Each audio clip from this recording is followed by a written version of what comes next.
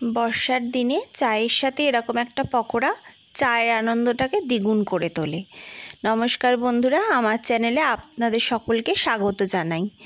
বর্ষার দিনে ঘরে থাকা খুব সামান্য কিছু উপকরণ দিয়ে আপনি এরকম একটা মুখরোচক পকোড়া বানিয়ে ফেলতে পারবেন এবং বিকালে চায়ের সাথে খুব কম সময় এটাকে বানিয়ে আপনি সার্ভ করতে পারবেন।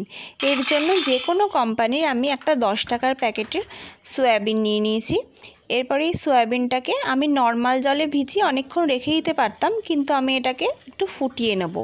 ফুটিয়ে নেওয়ার পরে আমি এটাকে খানিকক্ষণ রেখে দেবো যাতে সয়াবিনটা একদম ঠান্ডা হয়ে যায়। এরপরে আমি যেটা করব সেটা হচ্ছে একটা আলু আমি নিয়ে নিয়েছি। আলুটাকে খোসা ছাড়িয়ে নিয়ে ভালো করে এটাকে আমি গ্রেট করে নেব। যে কোনো মোটা বা পাতলা যে কোনো গ্রেটারের সাহায্যে আপনি এটাকে গ্রেট করে নিতে পারেন।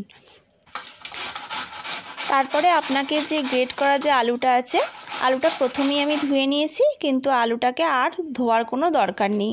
এর যে ভেতরে স্টার্চ আছে ওটাকে বার করার কোনো দরকার নেই, যেমন আছে ওরকমই থাকবে। সয়াবিনগুলো দেখুন খানিকক্ষণ রেখে দেওয়ার ফলে একদম ঠান্ডা হয়ে গেছে। আমি এটাকে ধরতে পাচ্ছি। এটাকে ভালোভাবে কচলে 2-3 বার জল চেঞ্জ করে করে আমি পরিষ্কার করে নেব, যাতে কী হবে সয়াবিনের গায়ে যে একটা গন্ধ থাকে সেটা একেবারে চলে যাবে। এই স্টেপটা খুবই ইম্পর্টেন্ট। আপনারাও যখন বানাবেন তখন 2-3 বার ভালো করে সয়াবিনগুলোকে ধুয়ে নেবেন। তারপরে ভালো করে জল চিপে চিপে সয়াবিনগুলোকে আমি আলুর বাটির মধ্যে তুলে নিচ্ছি। আমার তোলা কমপ্লিট হয়ে গেছে। এবার দেখুন, আপনি এই কাজটা মিক্সিতে করতে পারেন। সেক্ষেত্রে আপনি পালস মোডে এটাকে চালিয়ে চালিয়ে মিক্সিতে এটাকে আপনি পেস্ট করে নেবেন। কিন্তু আমি যেহেতু একটু বড় বড় চাংস চাইছি, ওই জন্য আমি হাতের সাহায্যে এটাকে ছোট ছোট করে টুকরো করে করে ছিঁড়ে নিচ্ছি। এটা আপনি চাকুর সাহায্যে ছোট ছোট করে কেটেও নিতে পারেন। এবার আপনার যেরকম পছন্দ, আমি যেহেতু একটু বড় বড় রাখতে চাইছি সয়াবিনগুলো, ওই জন্য আমি এটাকে হাতের সাহায্যে ছিঁড়ে নিয়েছি। এবার এক টুকরো আদাকে আমি গ্রেটারে গ্রেট করে নিচ্ছি। খানিকটা কাঁচা লঙ্কা আমি কুচিয়ে রেখেছিলাম, আমি সেটাকে দিয়ে দিলাম। লঙ্কাটা আপনারা আপনাদের স্বাদ অনুসারে বাড়াতে কমাতে পারেন কিংবা স্কিপও করে দিতে পারেন। এরপরে আসছে কিছু মশলা এখানে অ্যাড করার পালা। আমি প্রথমে নুন অ্যাড করে দিলাম।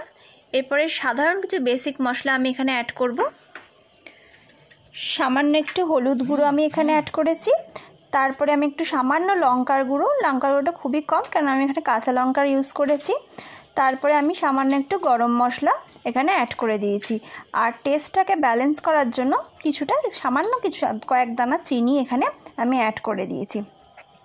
টেস্টটাকে আর একটু এনহ্যান্স করার জন্য আমি এখানে একটু কাসুরি মেথি হাতে রাখ করে দিয়ে দিচ্ছি। আপনারা এখানে একটু ধনেপাতাও অ্যাড করতে পারেন, কিন্তু আমি এখানে ধনেপাতাটা অ্যাড করিনি। এরপরে ভালো করে এটাকে মেখে নেওয়া হবে। আর বেসনের সাহায্যে, এখানে কোনো জলের ইউজ করার কোনো দরকার নেই।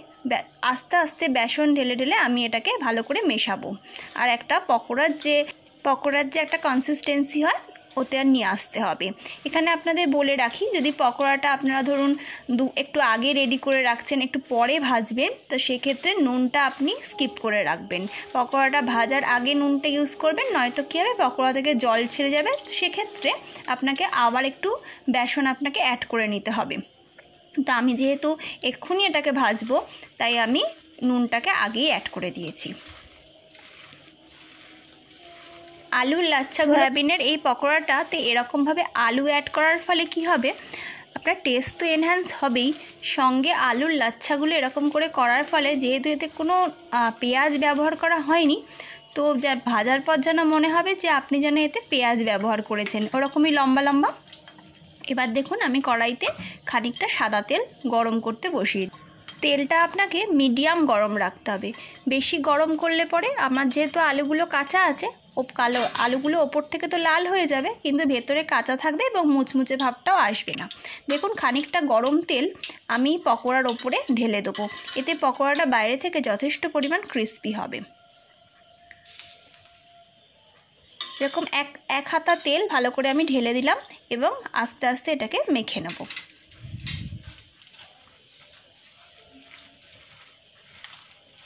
আপনি আপনারা যদি খুবই ক্রিস্পি পকোড়া চান তাহলে এটাকে পালস মোডে আপনাকে আস্তে আস্তে ওই পালস মোডে সয়াবিনটাকে আপনাকে গ্রাইন্ড করে নিতে হবে। তেল আমার গরম হয়ে গেছে যতটা দরকার। এবার আমি আস্তে আস্তে যেমন পেঁয়াজের আকার দেয় ওই রকম আকারে আমি এগুলোকে আস্তে আস্তে ছেড়ে দেবো, আর এটাকে উল্টে পাল্টে লাল হওয়া অবধি ভেজে নেব। তেলটাকে মিডিয়াম গরম রাখারই চেষ্টা করবেন, কেন বেশি ঠান্ডা তেলে যদি আপনি ছাড়েন তাহলে পকোড়াগুলো কিন্তু যথেষ্ট পরিমাণ তেল সোক করে নেবে। আর বেশি গরম তেলে ঢাললে পরে তো পকোড়াগুলো ভালো হবেই না, কাঁচা থাকবে, ক্রিস্পি ভাব তো আসবেই না। এরকমভাবে উল্টে পাল্টে আমি করে নিচ্ছি। বর্ষার দিনে খুবই কম জিনিসে, যে ঘরে যখন কিছুই থাকে না, এই সামান্য কিছু উপকরণ দিয়ে, কোনো এতে অনিয়ন গার্লিক কিচ্ছু নেই, তো যে কোনো নিরামিষ দিনেই আপনি এটাকে বানিয়ে ফেলতে পারেন। আর একবার বানানোর পরে আপনার টেস্ট এত ভালো লাগবে, নিরামিষ দিন কেন এমনি দিনেও আমিষ দিনেও আপনি এটাকে অনায়াসেই বানাতে পারবেন।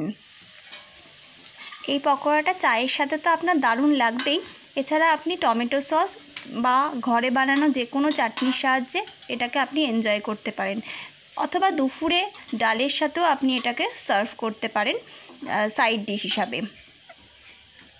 বন্ধুরা, আমার ভিডিওটা যদি আপনাদের ভালো লাগে তাহলে লাইক করতে, সাবস্ক্রাইব করতে ভুলবেন না, আর পাশে থাকা বেল আইকনটা অবশ্যই প্রেস করবেন, আর কমেন্টস করতেও ভুলবেন না। Thank you for watching.